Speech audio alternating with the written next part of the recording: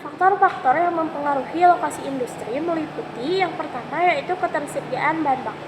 Industri cenderung berlokasi dekat dengan sumber bahan baku untuk mengurangi biaya transportasi. Yang kedua yaitu tenaga kerja. Akses ke tenaga kerja yang terampil dan murah menjadi salah satu pertimbangan utama. Yang ketiga yaitu pasar. Industri sering kali memilih lokasi yang dekat dengan konsumen untuk menekan biaya distribusi. Yang keempat adalah transportasi. Akses ke jaringan transportasi yang baik seperti pelabuhan, jalan raya, dan rel kereta api sangat penting untuk efisiensi logistik.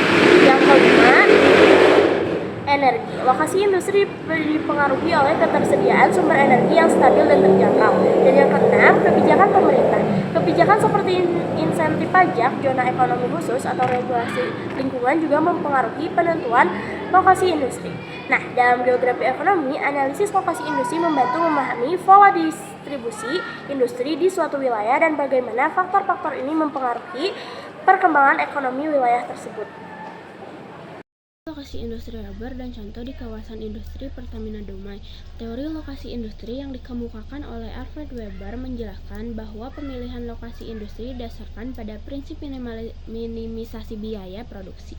Terdapat 3 faktor utama yang menjadi pertimbangan dalam teori ini. Yang pertama, biaya transportasi.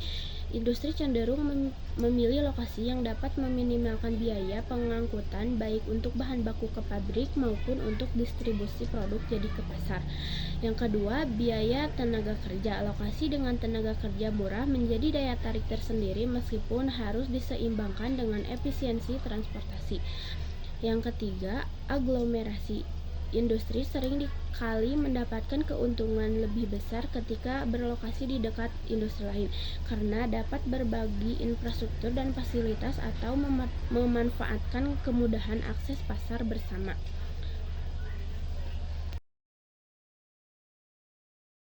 Nama saya Kayla dan di sini saya akan menunjukkan bagaimana teori Weber berjalan. Pertama, kita akan masuk ke Pertamina Refill Unit 2, Talas Panjang, Dumai City, Riau. Nah, menurut Weber, pabrik harus dengan bahan baku. Nah, di sini juga ini adalah pabriknya. Dan di sebelah sini ini adalah bahan bakunya, di mana ini adalah minyak di dalam tanah.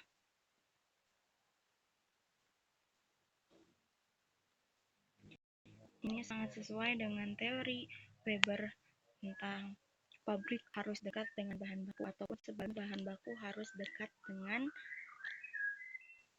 pabrik.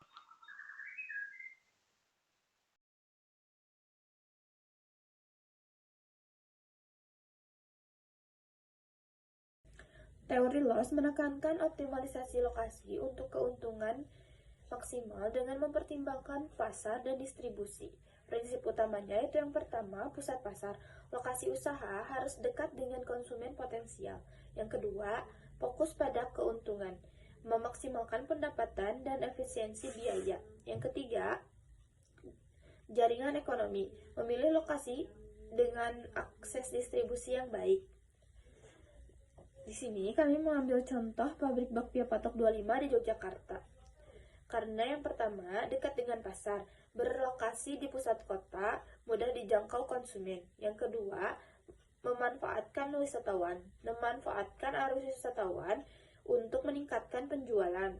Yang ketiga, distribusi efisien, akses jalan yang baik memudahkan penyebaran produk.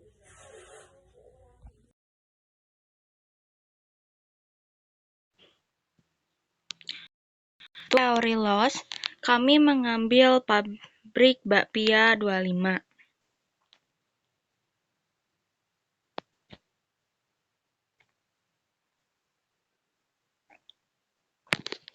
Nah, bagaimana menurut loss?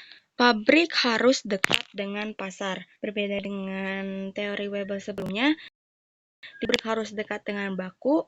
Nah, untuk di lo sendiri, pabrik harus dekat dengan pasar. Di sini kita bisa melihat, di sini ada Pasar Beringharjo, Yogyakarta. Di teras Malioboro juga bisa, karena itu tempat perdagangan. Nah, jadi pabrik bakpia patok ini dekat dengan Pasar Beringharjo di Yogyakarta. Nah, ini pasarnya. Nah, terima kasih.